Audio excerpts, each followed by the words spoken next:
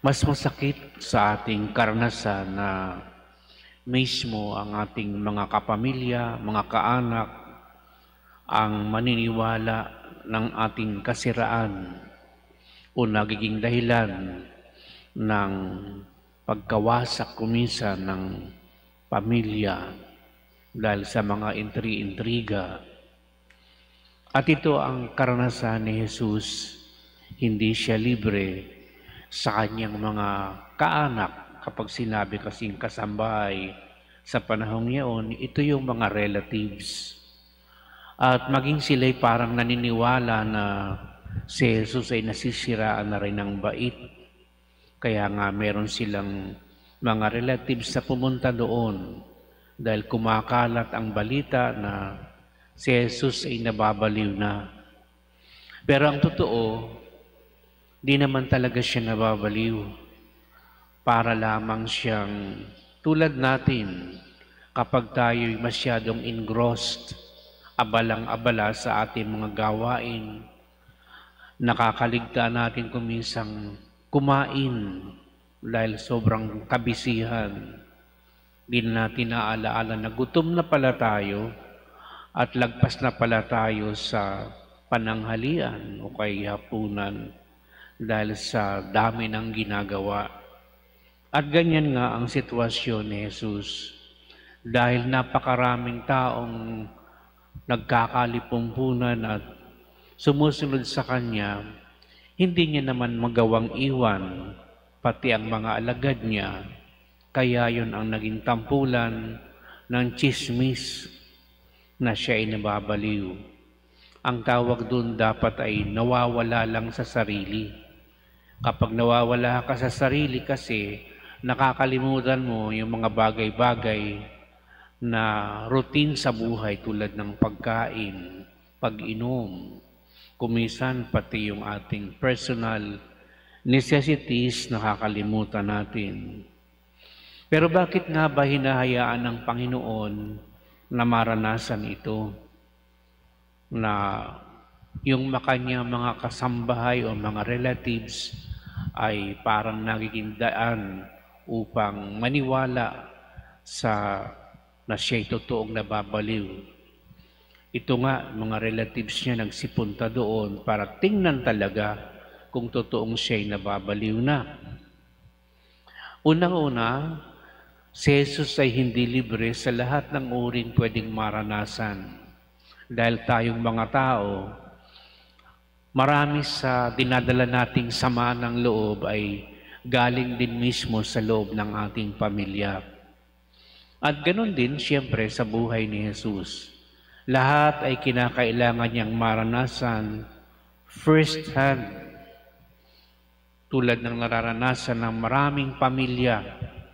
Nandiyan yung mga nag-aaway dahil sa lupa, merong sa relasyon, merong favoritism, at nagsisira-siraan. Pero ganun pa man, saan ba tayo pwedeng tubusin ni Jesus kung di niya mararanasan ang lahat ng ito?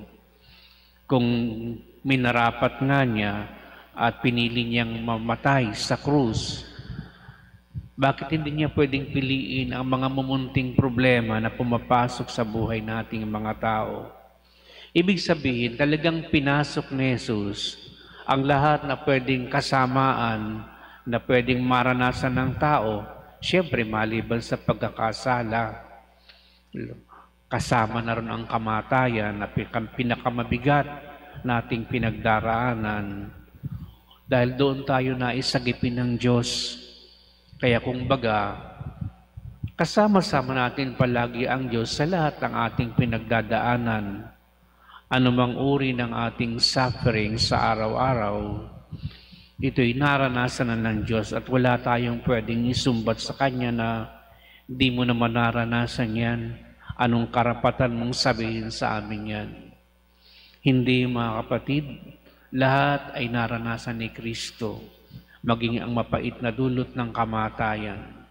Sa katunayan, ang kanyang kamatayan ay bunga ng paghusga ng tao, ang pagkakasala ng tao, yung mga taong nagpapatay sa kanya. Kaya ito ay mapait, subalit ito ay pinagtagumpay niyang lahat dahil nais niyang doon tayo palayain, doon tayo buhatin at iangat upang anumang mga sufferings na pinagdadaanan ng tao, kapag ito'y nakaugnay sa suffering ni Kristo, ito'y nagiging mas magaan.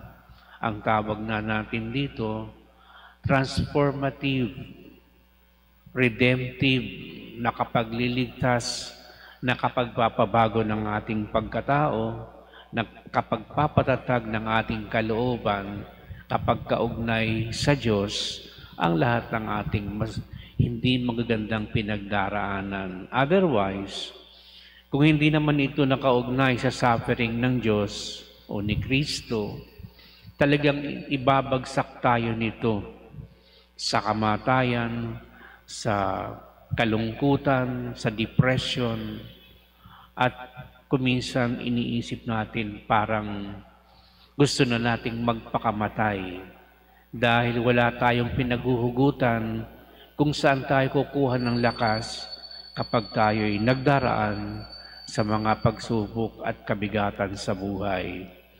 Kaya mga kapatid, itong ibanghelyong ito'y para talagang sa atin. Dahil sinasaklawan ni Kristo ang lahat ng pwedeng madanasan ng tao na pagdurusa, kalungkutan at hirap sa buhay, upang angkinin niya ito't dalhin doon sa krus, upang sa kanyang muling pagkabuhay, ang katagumpayan laban sa mga ito ay mapakidamangan din natin ngayon at magpakailanman. Amen.